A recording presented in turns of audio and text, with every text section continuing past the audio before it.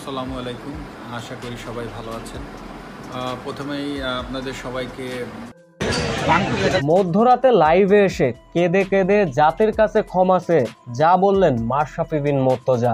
বিস্তারিত জানতে ভিডিওটি না টেনে সম্পূর্ণ দেখার অনুরোধ রইল।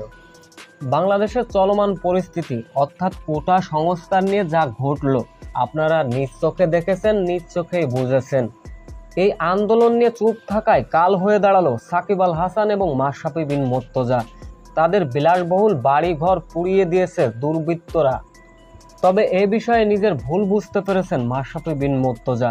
তিনি এক ভেরিফাই ফেসবুক পেজে এক স্ট্যাটাসে বলেন, আমার ভুল হয়েছে, আমি ছাত্রদের কাছে ক্ষমা চাই, পুরো জাতির কাছে আমি ক্ষমা চাই।